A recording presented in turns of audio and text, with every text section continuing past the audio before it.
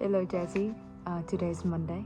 Well, it wouldn't be because at the background would have been my Adelaide's bedroom, but this is something that is worth a Monday video. It was a beautiful movie, Jassie. It was beautiful in many ways. It was beautiful in every ways. If beautiful can express the poignant silent, the crunching of lettuce leaves, or the sizzling of fire, then I leave my compliment be.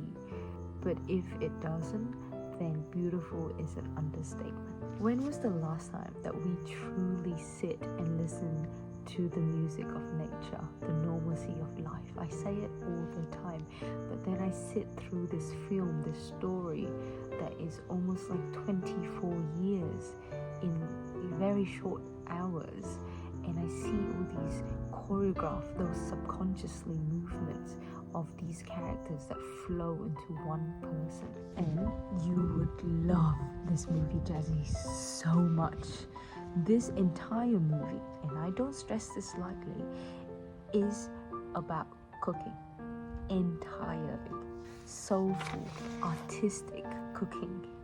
Just like the aesthetic rustling of the leaves or the demure green of the vegetable batch, the tying of the meat so it doesn't fall apart, or the sizzling of a hot pan with garlic and onions and herbs are these simple yet so complex part of a peaceful life.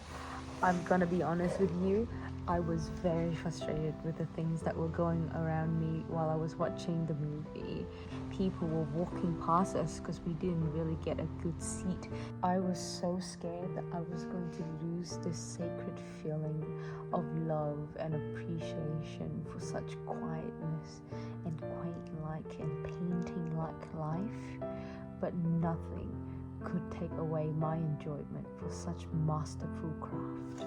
No brain cell rotting yapping or coarse talking were going to stop me from taking in a deep breath, like trying to smell the subdued taste of a well-crafted dish, or tracing Eugenie's body the same way Dodin marked her outline with the touch of his hand most wonderfully.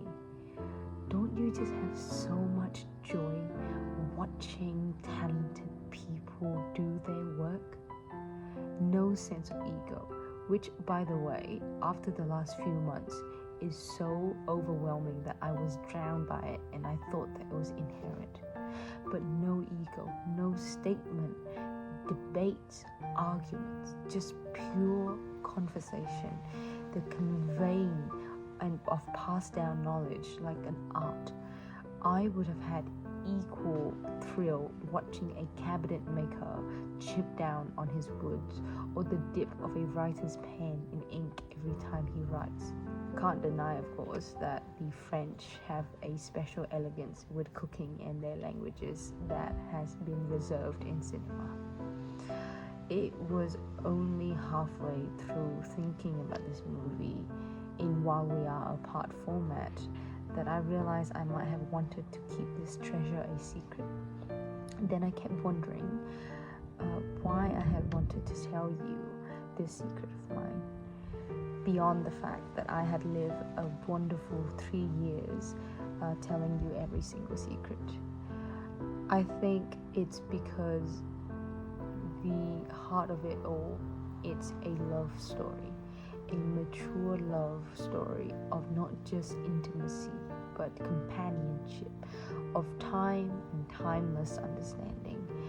And I wish very much that we each get to enjoy such romance in our life. It is a movie that is 2 hours, 3 hours, I don't know, however long, just full of captivated cooking and a story where the plot and the identity remains intact.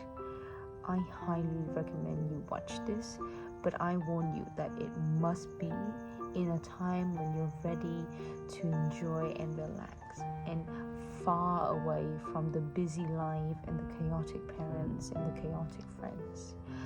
I wrote once in Bounded by, Bounded Back that sunset is meant to be watched with someone who can appreciate it with you, not with some rowdy mates. I really wish if I could turn back in time, I would enjoy it for the first time, one more time, all by myself.